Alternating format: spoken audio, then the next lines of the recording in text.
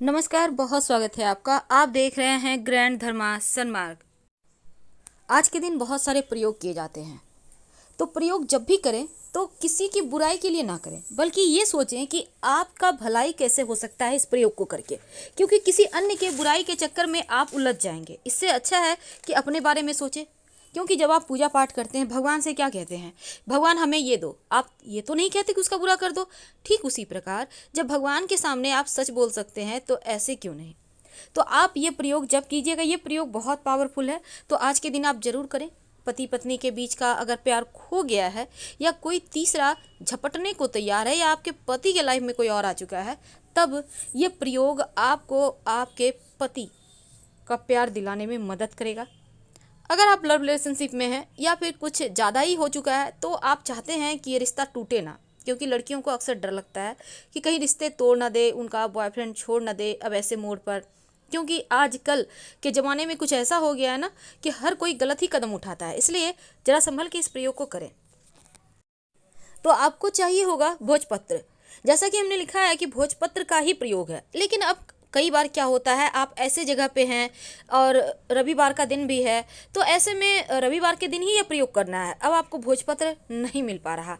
वैसे तो आप शनिवार के दिन भी इस प्रयोग को कर सकते हैं, लेकिन आज जब आप प्रयोग कर लेते हैं तो इसका फल आपको लंबे समय तक मिलेगा, क्योंकि आज की तिथि कुछ ऐसी है कि पूरे साल की सबसे बड़ी तिथि है।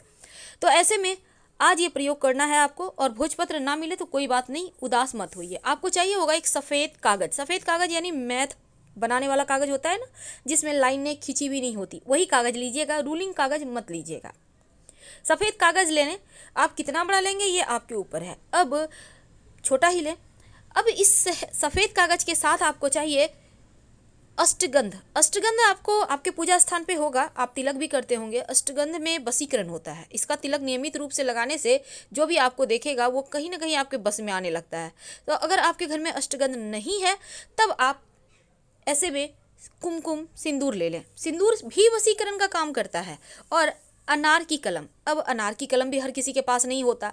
हालांकि ये प्रयोग अगर आप पूरी तरह से तमाम चीज़ों को लेकर करते हैं तो इसके फल ज़्यादा मिलते हैं। अगर अनार की कलम ना हो तो आप लौंग ले लें, क्योंकि लौंग से बड़ा तांत्रिक प्रयोग कुछ भी नहीं होता। तो अब आप शुरू करें। सबसे पहले तो आज भगवान शिव, माँ पार्वती, गणेश जी, कार्तिकी जी महाराज को प्रणाम करें, और फिर आप पूजा स्थान पर ही बैठ जाइए। जो भोजपत्र है, जो सफ़ेद कागज़ आपने जो भी लिया है उसी पे करना है। और एक चाहिए शहद की शीशी, कांच वाली शीशी लीजिएगा। अगर कांच की शीशी में नहीं है आपके पास शहद, तो आपके घर में एक्स्ट्रा कोई भी शीशी है उसी में शहद डाल लें और वो शीशी प्रयोग करें।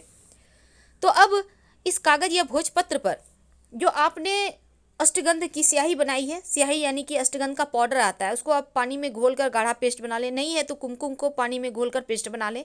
अनार की कलम के सहारे या फिर लौंग के सहारे डुबो डुबो कर इस भोजपत्र या कागज़ पर अपने पति का नाम लिखें, अपने लव का नाम लिखें।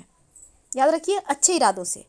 नाम लिखने के बाद मन की कामनाएं कहें और एक लंबी सी सांस इस पे छोड़े, इस कागज़ पे अपनी मनोकामना कहे और लंबी सी सांस छोड़े इस कागज़ पे। अब इसको 7 बार मोड़े और मोड़कर इस शहद की शीशी में डुबो दें।